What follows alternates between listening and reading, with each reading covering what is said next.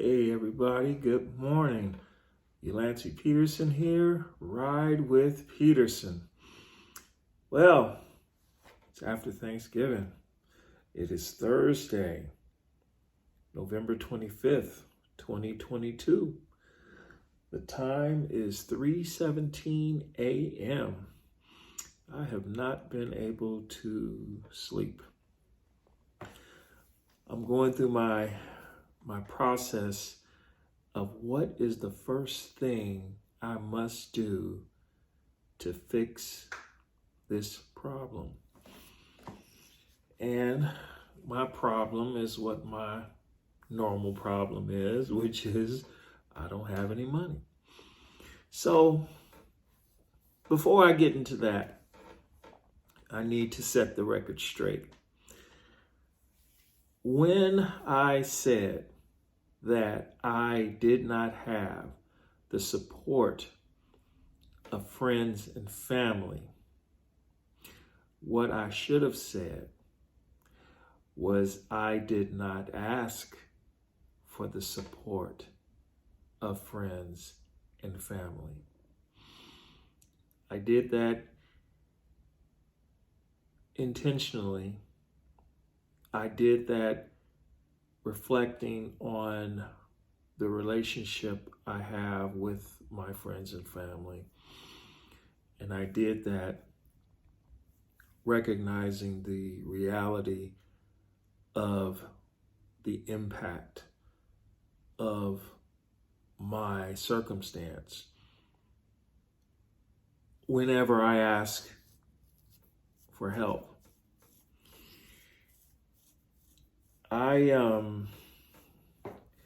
Ever since I left my job with the city of LA, I have had persistent financial problems.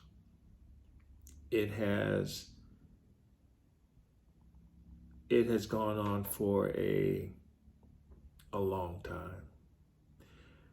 And I don't know if I will ever be free of the financial difficulties that I have. I've tried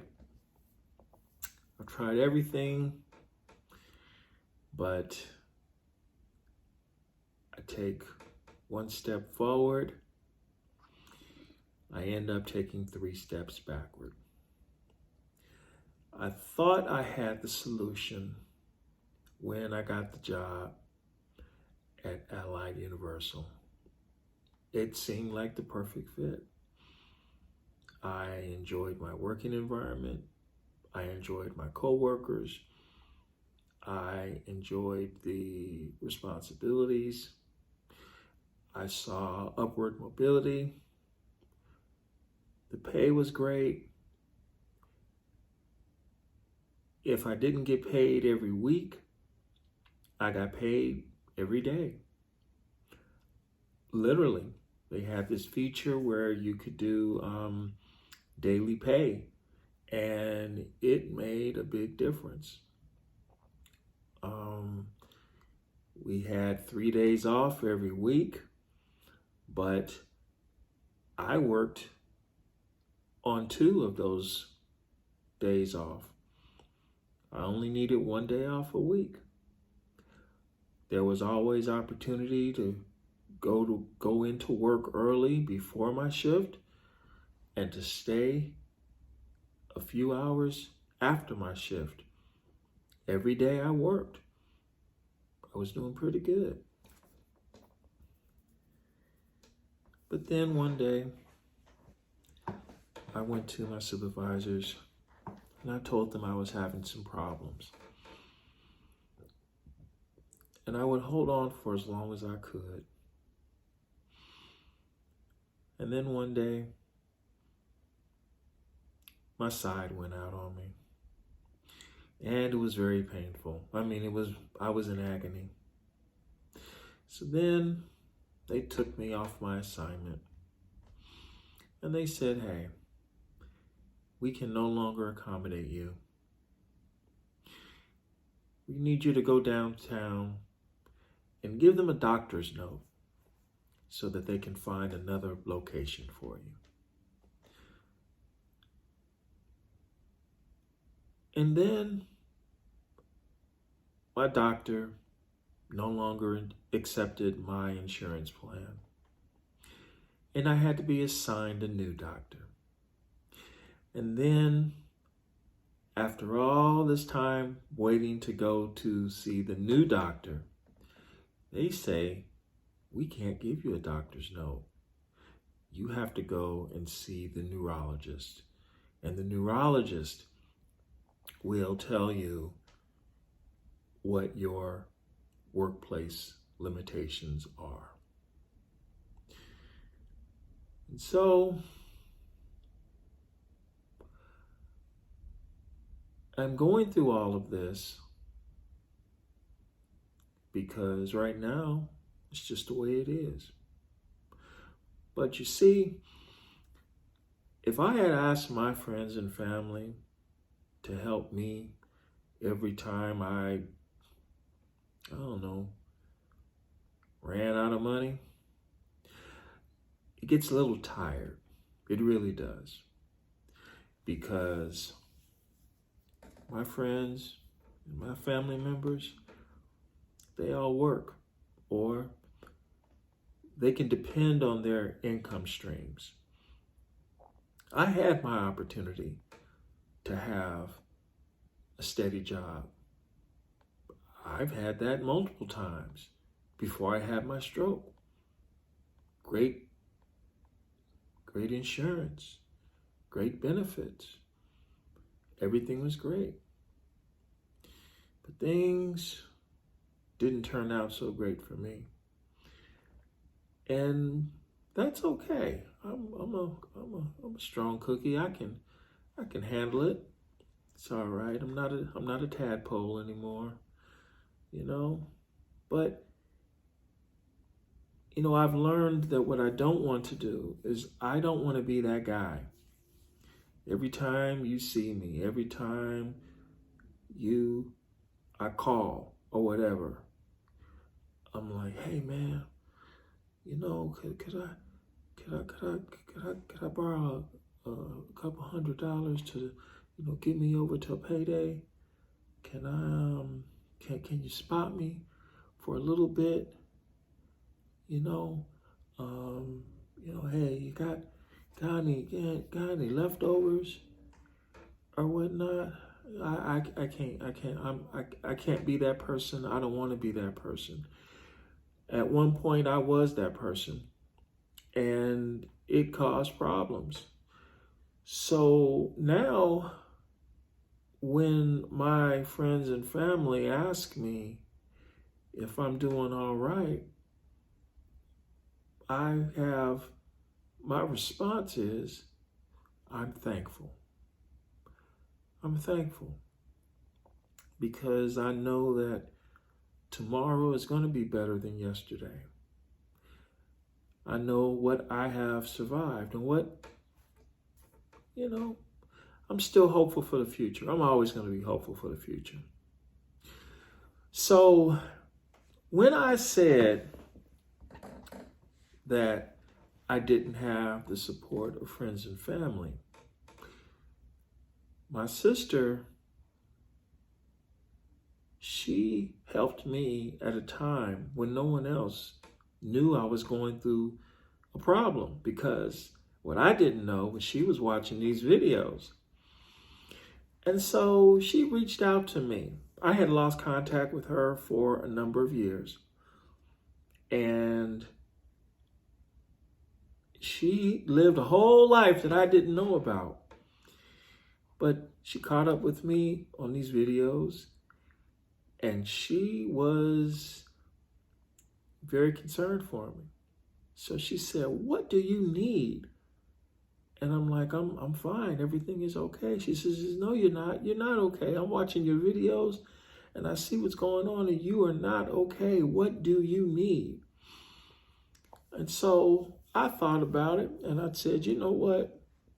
There is one thing I absolutely need. I need help with my phone bill. But see, the problem is my phone bill is $100. And I can't ask for that kind of help. So she said, don't worry about it. I got you. So she went online and she made sure that my phone bill was paid for in full. And then she covered me for a few more additional months. But this is what she did for me that truly helped me. See, she paid my phone bill while I was in the hospital because I had no way of making any money while I was in the hospital. But when she paid that phone bill, that allowed me to have internet access on my phone. And what I was able to do was dig up my old bus operator videos and upload every single one of those videos to this YouTube channel.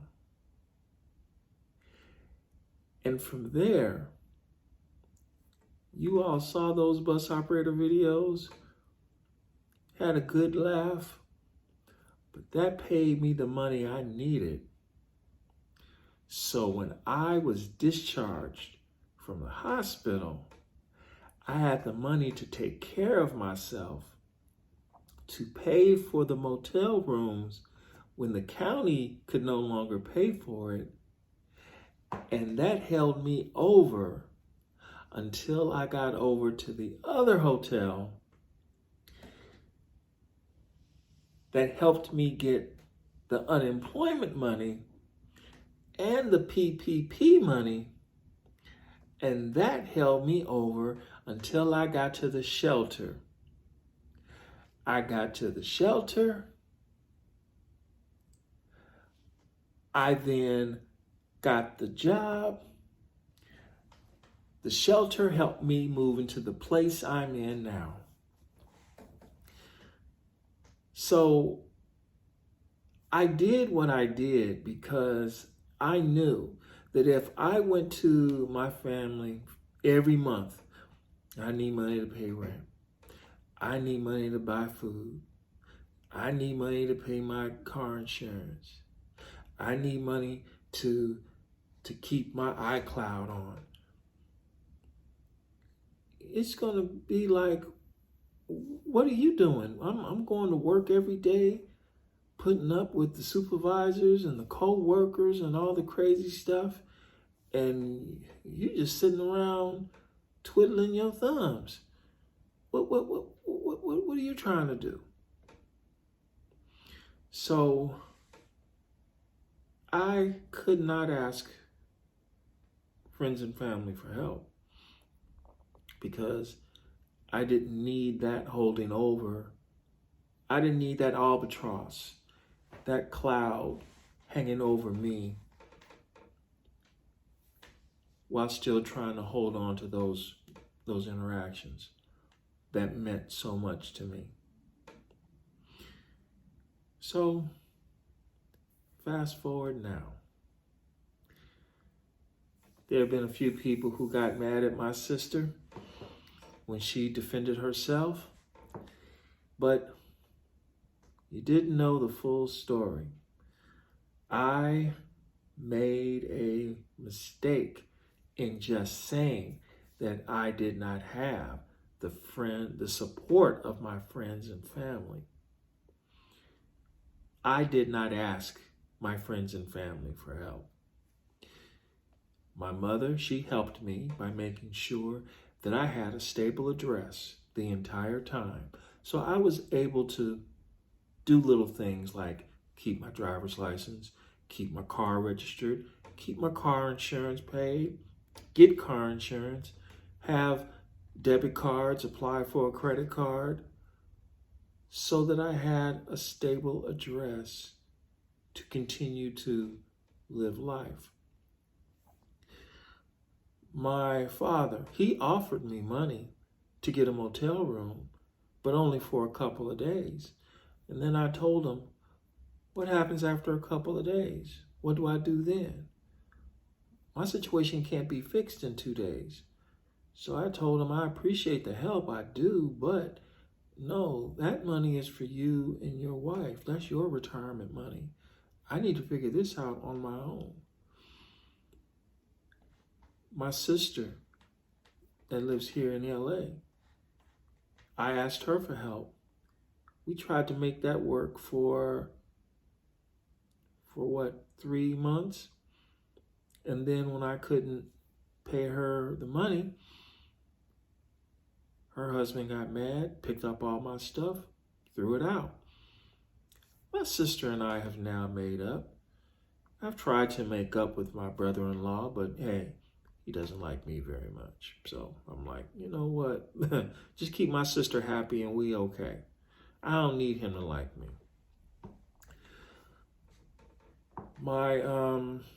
But my other sister that I had lost contact with for a number of years, she saw a need and she insisted on helping me, and I graciously accepted her help, and her help made all the difference in the world. When everything is said and done, this is something that I had to do on my own, my way, because I'm the one who's accountable for the results of however it turns out. You know, win or lose, good or bad, I'm the one that's accountable for it. And the one thing that helps me greatly is when everything is said and done, I don't owe nobody any money. I do owe one friend some money. I do have to take care of it. But see, he made it very clear to me that he's cool. He understands. Everything is okay. And he knows I'm going to pay him back. So it's okay. But I've received help over time. I really have. But my objective now is I have to be able to stand on my feet in the midst of the financial problems, because ultimately the financial problems were caused by me. Now, they're actually relatively small when it comes down to it. It's just I keep having interruptions in my pay. And I don't know how to stop that from happening. This last interruption in my pay, it wasn't caused by me. It was caused by my employer. And what I'm going to have to do is I'm going to have to take a bitter pill. And I'm going to have to go back to my employer. I submitted my resignation to them, and that resignation was accepted. And technically, I'm not an employee with them anymore. But I saw an ad, and I'm still in their system. So I figured, you know what? Let me give them a call and see if I can go back to work. And if I can, I'm gonna do what I need to do to fix the situation I'm in.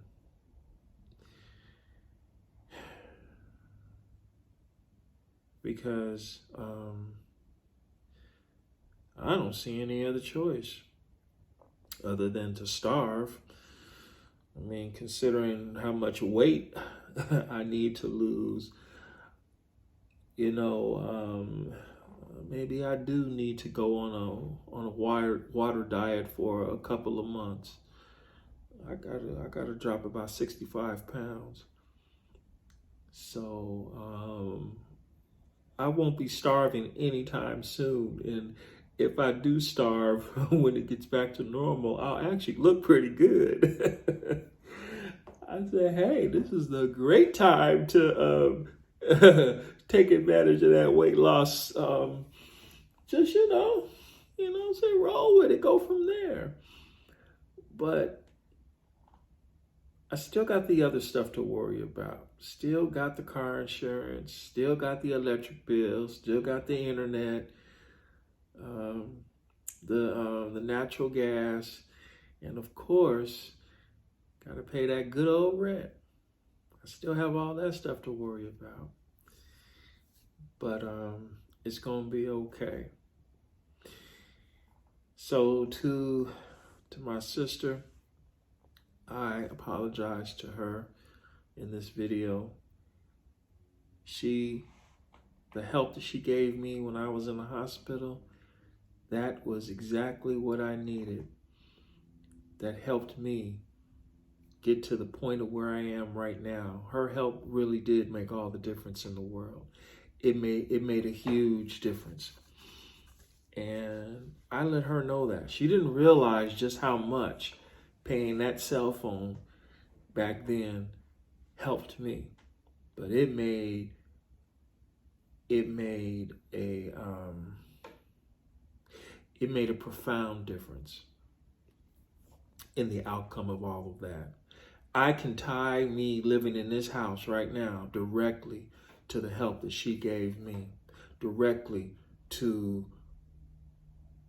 everything that proceeded after she made that small investment in me.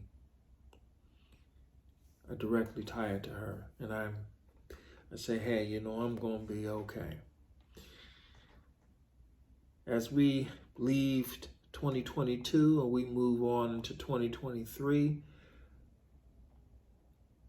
I thank all of you for hanging out with me all this time. I thank all of you for keeping up with the ride. We're going to see what happens in 2023. I'm looking forward to it. I really am. I'm very optimistic about what's going to happen for the next year, because I'm going in with a different attitude. I'm going in being thankful for what I have, instead of moaning and groaning, griping and complaining about what I don't have.